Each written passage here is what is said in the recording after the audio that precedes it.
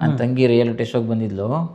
Sir ಇವನು ಊರಿಗೆ ಬರಲ್ವಲ್ಲ sir, ನಾನು ಆ್ಯಕ್ಚುಲಿ ಊರಿಗೆ ಹೋಗಲ್ವಲ್ಲ ಒಂದೊಂದ್ಸಲ ರೆಗ್ಯುಲರ್ಗೆ. ಹಬ್ಬ ಇತ್ತು ಆ ಟೈಮಲ್ಲಿ, ಹಬ್ಬಕ್ಕೆ ಹೋಗಿರಲಿಲ್ಲ ನಾನು. ಅದಕ್ಕೆ ಅವಳು ತಮಾಷೆಗೆ ಅಲ್ಲಿದ್ದಾಗ ಇವನು ಊರಿಗೆ ಬರಲ್ಲ ಅಂತಾನೆ ನೋಡಿ ಸರ್ ಅಂದ್ಲು. ಪಾಪ ಅವಳು ಅಷ್ಟೇ ಅಂದಿದ್ದು, ಅವಳೇನು ತುಂಬ ಹೇಳಿಲ್ಲ.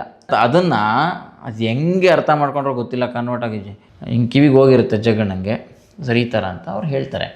ಅವ್ರು ಹಂಗೆ ಅನ್ಕೊಂಡಿರ್ತಾರೆ, ಬಟ್ ಅದು ವಾಸ್ತವ ಅಲ್ಲ.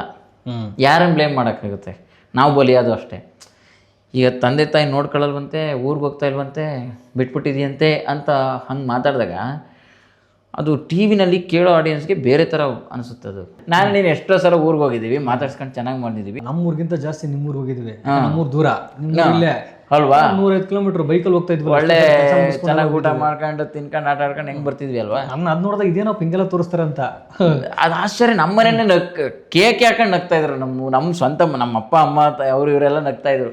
ನೋಡೋ ನಿನಗೆ ಆಗ್ಬೇಕಾದ ಹಿಂಗೆ ಹೋಯ್ತಿಯಾ T V industry, film acting ಬೇಡ ಅಂದ್ರೆ ನೀವೇ ಹಿಂಗೆ ಅನ್ಬೋಸ್ ಅಂತ ನಗ್ತಾ ರೇಗಿಸ್ತಾ ಇದ್ರು ನಮಗೆ.